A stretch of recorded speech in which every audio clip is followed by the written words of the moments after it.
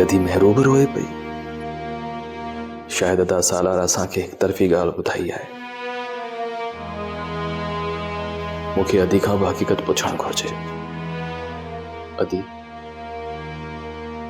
तू रोई पई?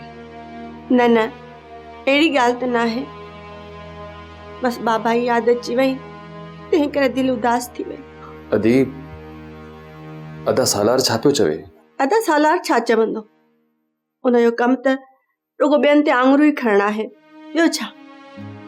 अधी, तू भी इहो सुठो नथी करी। तव्हांखे ईअं न करणु घुरिजे।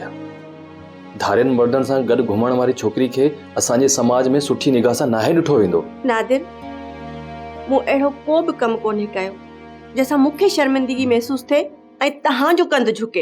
अदा त चवे पियो त सुल्तान ऐं परू धारिया न आहिनि, हू असांजा पंहिंजा आहिनि ऐं मां उन्हनि सां घुमण न वई हुअसि। मां बनीअ जो हिसाब किताब करण वई हुअसि। अदा मना थो करे त तू न वेंदी कर बनी ते। अदी, बनी संभालण लाइ असां वेठा आहियूं न। तू छो थी परेशानी पाण ते खणी? तू माठ करे पंहिंजो घर संभाल। ठीकु आहे, मां नथी वञा बनीअ ते, पर जॾहिं मूंखे महसूस थियो न त तव्हां बाबा जी मिल्कियत संभालण में नाकाम थी विया त पोइ मां बि माठ करे न वेहंदसि।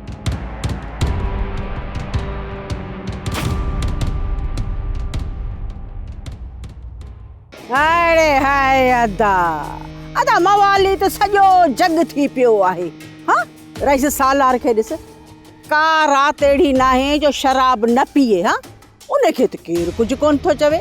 बाक़ी ग़रीबनि ते हर को काहियो बीठो आहे त मवाली आ नशाई आ। अरे तू तो सब पागल आसमान ते चढ़ी वई। मूं त मिड़ई तो सां मश्करी पे कई। खैर अदा खैर, कहिड़ो मूं तोखे सच में चयो? मूं बि मिड़ई तो सां मश्करी पे कई। हाँ, हिकिड़ी ॻाल्हि यादि ख़बर अथई त वारस पुट जे शादीअ जी तारीख़ रखिजी वई आहे। सुभाणे सदोरीअ खे वनवा में विहारबो ऐं तूं त हिन ॻोठ जी वॾड़ी आई। इन सॼे प्रोग्राम खे मथो त तूं ॾींदी आहे न।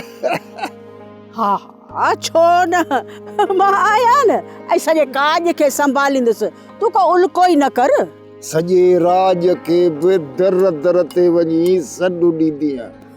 अरे अदा, तूं जल्दी वञी पताशा वठी अच, बाक़ी सॼे कम खे आउं पाण संभालींदुसि। अदी वॾी महिरबानी तुंहिंजी।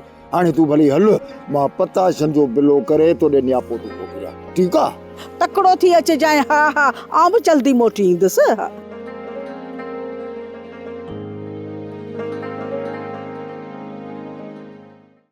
सोप सीरियल सिंध जाई तमाम एपिसोड्स ॾिसो हाणे HD क्वालिटीअ में। विज़िट करियो असांजो YouTube channel Sindh TV HD drama. Subscribe कयो असांजो official YouTube channel Sindh TV HD drama ऐं वधीक अपडेट लाइ बेल आइकन खे क्लिक करियो।